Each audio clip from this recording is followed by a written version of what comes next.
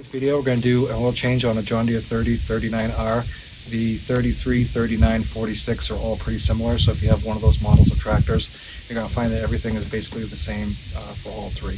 So today what we're going to do is we're going to prep the machine, make sure it's safe to work on, drain the oil, replace the filter, put new oil in it, check it, and then make sure that the tractor is good to go.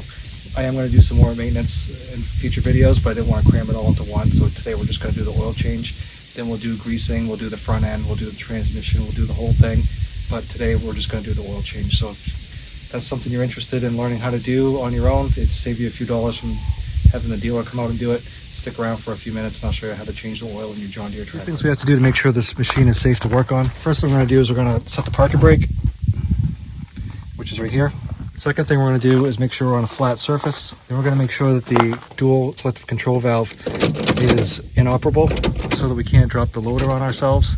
What you can do if you want to have something more secure than just that, some people will take a 2x6 or something and put it down and lower the bucket onto a 2x6 and then do the lockout. Some people I've seen will take a piece of angle iron and wrap some tape around it or some styrofoam or something so it doesn't scratch your cylinder. But if you cut it to the right size, set angle irons, and then gently lower the boom onto it with your float, and that'll stop this from coming down. But there's a reason why they make this lockout, and that's so that you can work on the tractor safely.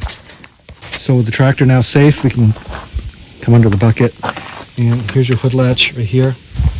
So all you have to do is just this little tab right here, you push that over, and then you lift this up, and it'll raise, and then when it snaps into place, you're good to go. So what are you going to need to do this activity? You're going to need something to put your oil in. One of these drain pans will work. You want to get the equivalent of plus 50 SAE 15W40 engine oil. And what you want to do is you want to make sure that this is suitable for diesel engines. You don't want to get turf guard for gas engines. When you go to the John Deere dealer, you're going to see that there's two kinds of oil, probably more than two, but at least two. You want the SAE 1540 plus 52, and then look on the back and read it and make sure it's good for diesel engines. Alternatively, if you don't want to use John Deere oil, wherever you buy your oil, make sure you read the back and see that it's good for diesels.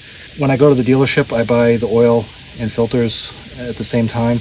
Keep a record of it, keep the receipts, put it in your folder or whatever. It doesn't really matter so much where you get your oil from, but I wouldn't cheap out on the filters. These filters aren't really that expensive. These are pretty cheap, so I recommend the John Deere ones. And keep your receipts no matter what you get.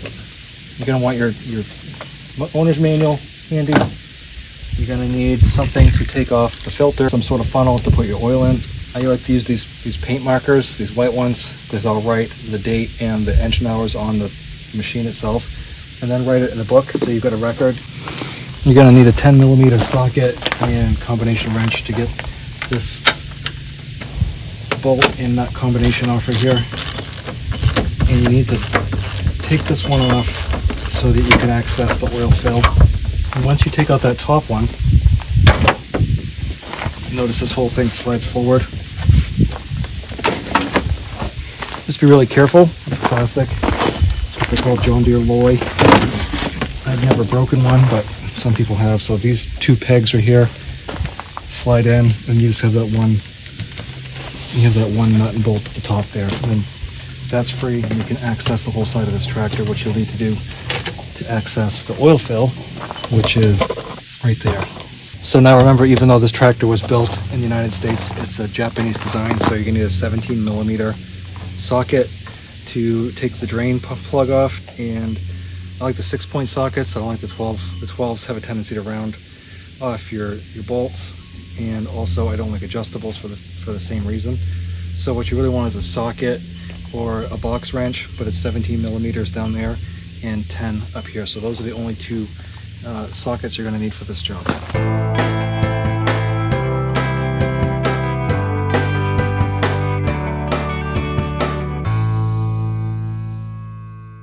Next step is to take the oil filter off, and you want to make sure that your catch basin, just to show you another alternative, Channel Lock makes this great oil filter wrench. It's like it's a variable, and you can pretty much get any size you want with it. So just for argument's sake, we're going to use this one today.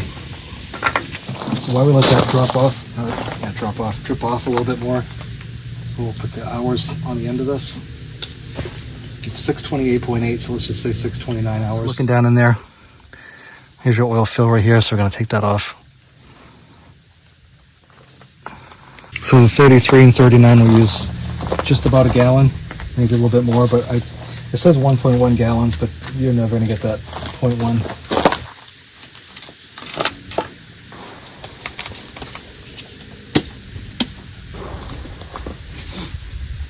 All right, so that's just about a gallon.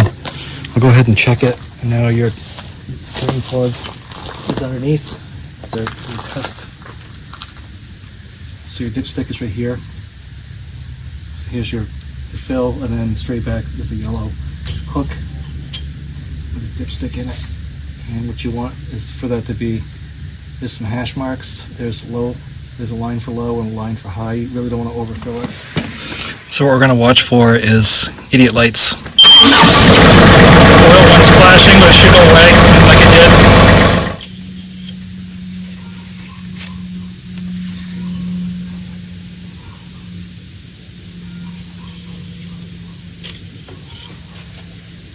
It has gone down a little bit. It's still well within range.